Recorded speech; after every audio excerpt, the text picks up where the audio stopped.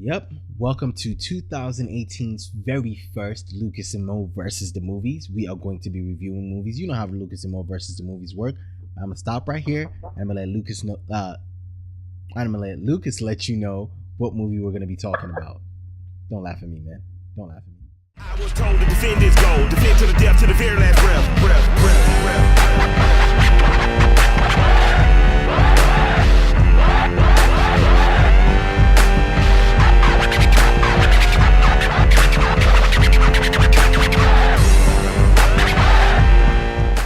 What it do, people? Welcome back to another edition of Lucas&Moe versus the movies.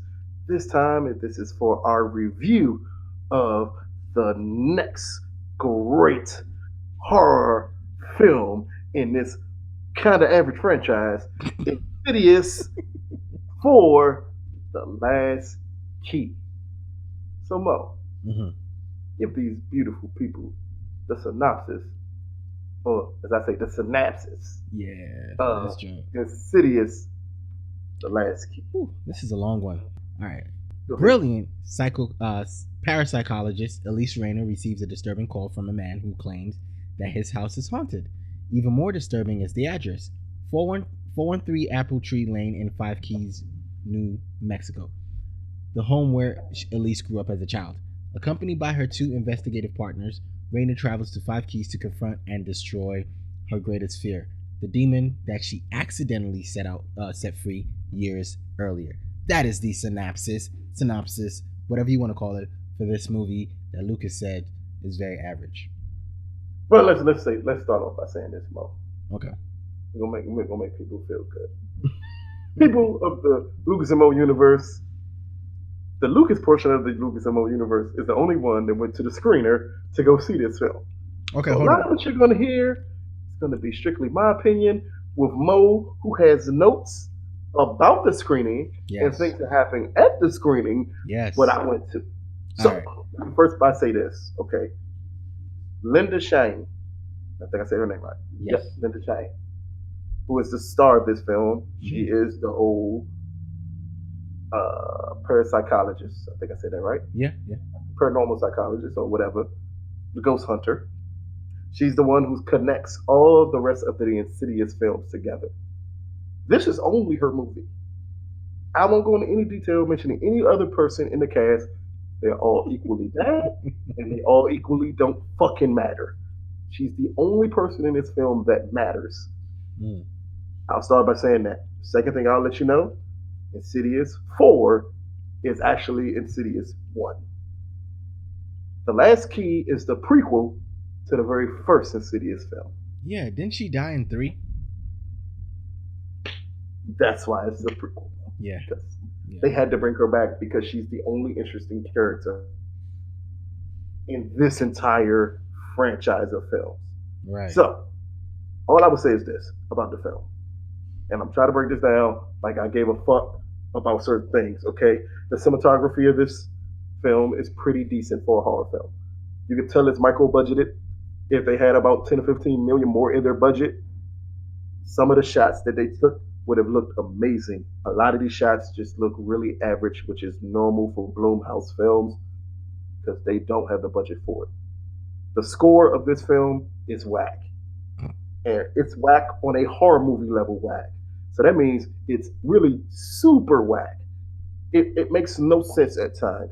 It does not lead the actors to have better performances, which a great score does. Great scores build suspense. This score takes away most of the suspense out of the film. So those two things out of the way. Next thing we'll talk about. Screenplay. The story. Let Mo say something real quick. Let Mo say something real quick. Go ahead. Mo, the Mo version of this podcast is on vacation. But look at the dedication. I'm not going to let Lucas tell you half of the story. Mo's on vacation, but I am so dedicated that I am joining. We're missing our first movie review of the year. 2018. I'm sorry, Lucas in the universe. I'm really sorry. But anyways. No excuse. He should ask me to bootleg, which I could have, because there was literally no one at the screener that cared about shit. Again, that's how you can tell you're in a movie that they know is bad when they do a screener for it, and no one comes out and says, "Okay, everybody, Put your it's phones about to away. start. Put your phones away." Nobody said shit. There were literally people texting during the whole time.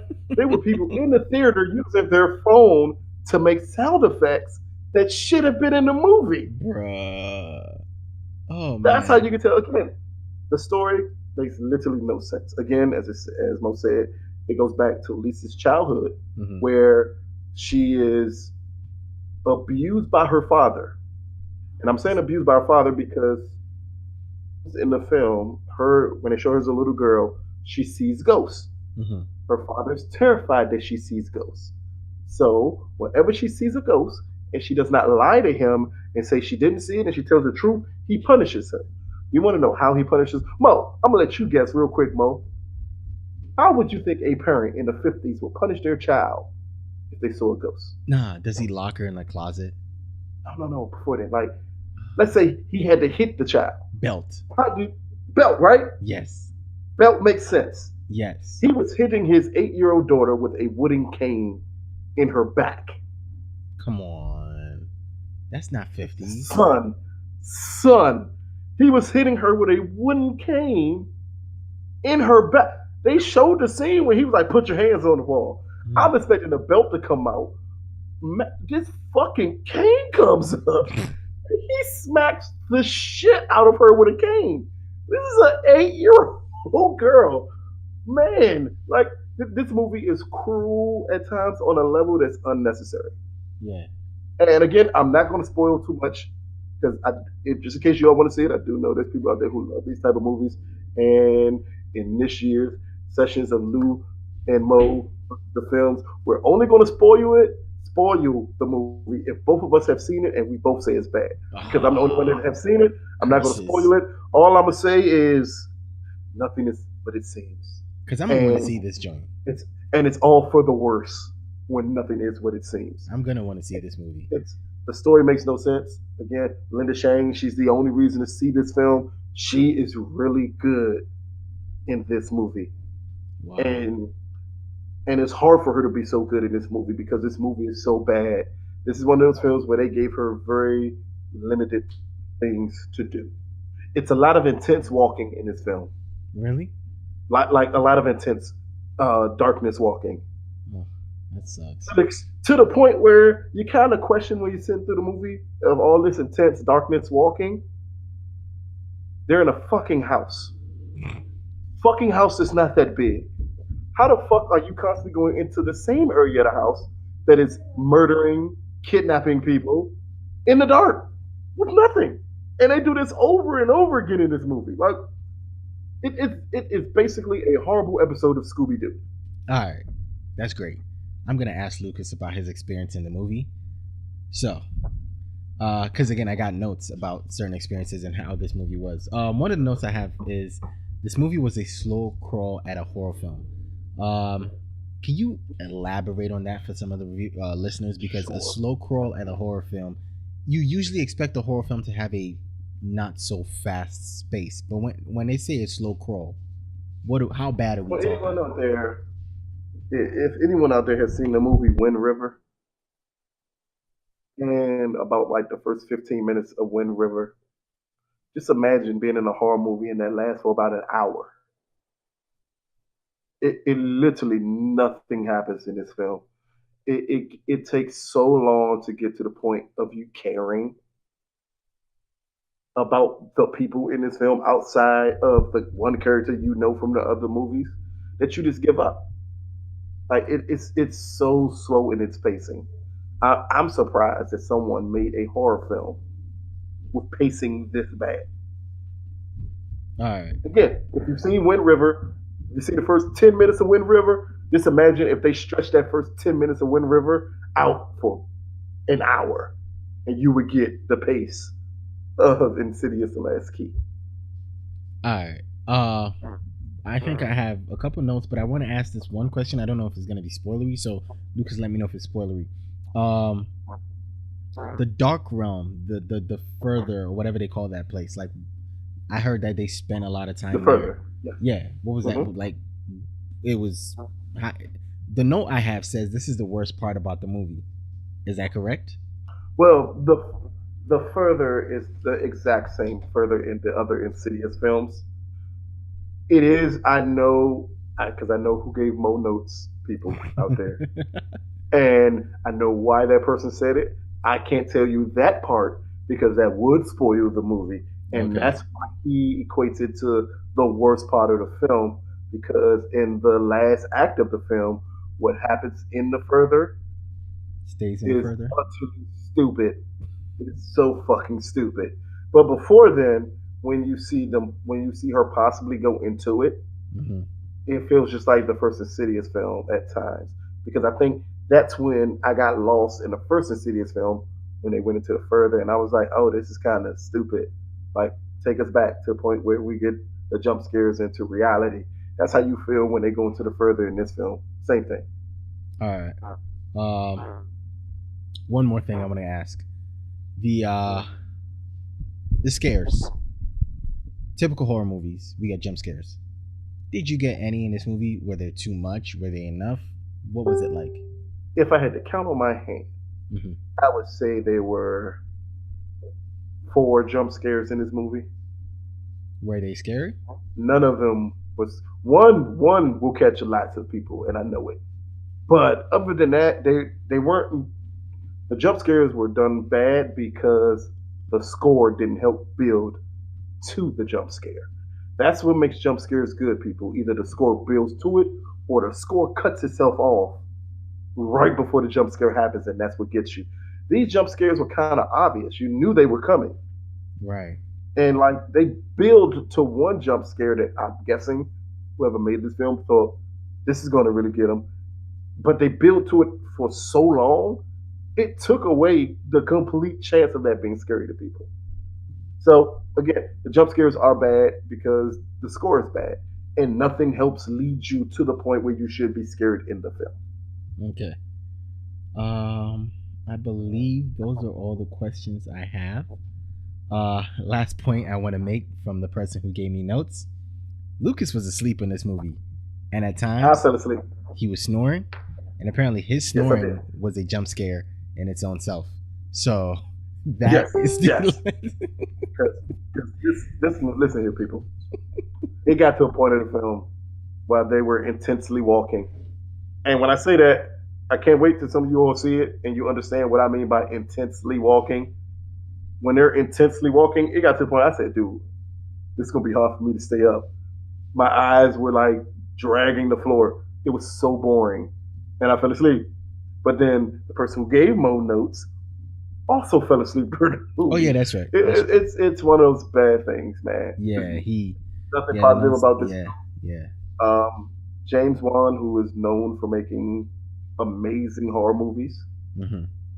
you always tell with his films when he kind of steps away from the film. And I think with the Insidious films, he stepped away in part three because he became just like another one of the producers of this one because he focuses a lot more on the Conjuring universe, which again has bigger budgets. They give him a little bit more control over it. Bloomhouse does not do that. Bloomhouse, this is a big budget for a Bloomhouse film, and this budget is $10 million. Hmm. That tells you everything you need to know. Again, not a good movie. This is the beginning of the end. Matter of fact, this is the end of the Insidious films to me. I'm actually Should really never sad. one of these movies made. I'm really It's sad that about that. it literally leaves you with nowhere to go. So sad. So again, this should be it for the Insidious films. All right. And again, this was a great modern day horror franchise, though. So I give them credit for that because it took to the fourth film for you to complete shit, which is great because the whole horror movie franchises were complete shit at the sequel. Yeah. At least you got when you to get to the sequel. four before you became complete shit. Right. So Right. again, this is a skip. No one should go see this movie. Damn. Do not pay your money to go see Insidious 4. Stay home, watch one of the first three Insidiouses, enjoy those for what they give you, and when 4 comes on DVD or VOD, whichever one you prefer, watch it on that. This is a Or clearly comfort of your home movie. online. Okay. Yes. that we don't endorse. We do not endorse you No, bootlegging no. movies. No. That's what we say. VOD. That's video on demand, sir. Yeah. Yeah. We're not endorsing anyone. Go to a torrent site in about a month and a half, and watch a hard-coded version of this film. It will gladly be on there. We're not endorsing you do that. No, I'm we're just not. saying, wait till it comes on something you can watch it at home. Yeah, and iTunes. watch it there instead. Right. While this is not a huge step back for horror movies, where it makes me terrified for all horror movies going forward, this is not a good one. The best thing that happened during this screening was that they showed a trailer for a new horror movie called Truth or Dare. That was the best horror movie trailer I've seen in at least 2 years. Wow. That's the best thing about this screening, is that I saw a trailer for a horror movie that looks fucking awesome. Okay. You got me there. Damn, now I wish I was there. Now I really, really wish I was there. I guess you just need to go online and look at the trailer for Truth or Dare. You'll be fine. That's what I'm gonna do. Everybody out there you go. Let them go and see Insidious 4. Look up the trailer for Truth or Dare online. You'll be good. You'll thank me later. Right. So instead of seeing a trailer for a bad movie, just instead of seeing a bad movie, watch a trailer for one that could be a good movie. Right. Anyways, so I think since I didn't see this movie, I don't think there's any more I can add. I've asked the questions that I'm pretty sure every one of you out there will ask. You know what movie we're gonna start doing? What? It's gonna be the new in 2018. This is what you're gonna get from Lucas&Moe versus the movies. Okay. Whenever we review a film that's bad, what we'll do, instead of telling you all to go see this bad movie in theaters, we're gonna name a movie equivalent to the style of this movie that's good that you can catch at home. Right.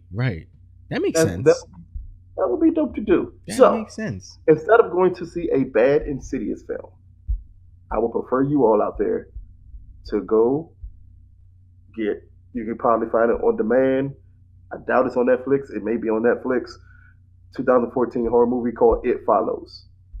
Kind of the same premise of the spookiness with the ghosts and everything else. If you have not seen It Follows, or if you've seen it and it hasn't been a while, instead of wasting your money to go see Insidious: The Last Key, check out It Follows, man. You're going to really like it. It's a dope-ass movie. One of the best movies of the year it came out. Enjoy that instead of wasting your money to go see Insidious: The Last Key. It Follows is the sex ed, is the horror, is the sex ed movie of horror movies. Yes, and that's what makes it dope, because it gives you the same hauntings, the same feelings. It does everything Insidious 4 does wrong. It Follows does right. So I believe it's a perfect comparison piece to each other. I think that's the film you should see. Don't waste your money on Insidious.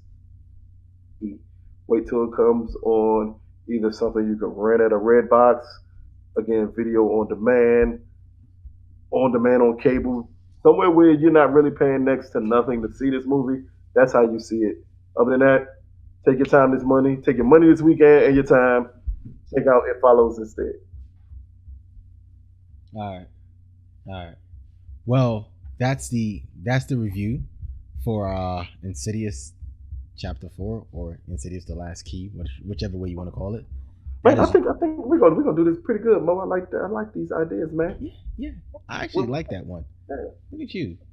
We're on our shit in 2018, bro. Hey, dog. Hey, it's people out there who've been waiting for me to review films for at least 4 years, man. Yeah, so we're gonna do this. It's gonna be a weekly thing. Yeah. Next week, Lucas&Moe should be reviewing The Commuter, right? Oh man, if Liam Neeson doesn't turn his phone off or just cancel his carrier, you know what? We gotta wait.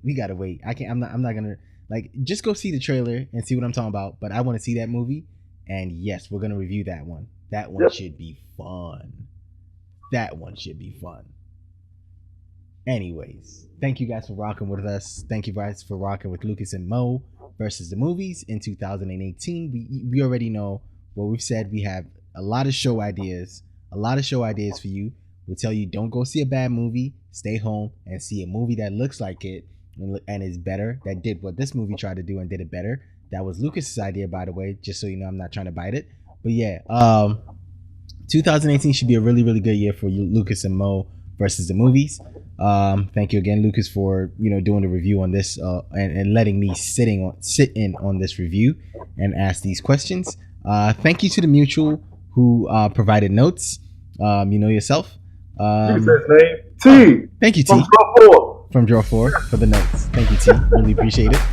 We wish you could have been on here with us because probably T would have offered some snitching ass. No. Talking about some Lucas was snoring. It was a jump scare in its own self. Ain't nah. But again, thank you everyone. Thank you everyone for rocking with us. 2018 should be great for Lucas and Mo. I have nothing else to say. If Lucas wants to say something before we go. Thank y'all for coming out. Okay. God bless you. Good night. Same back channel. Peace. I was told to defend this goal.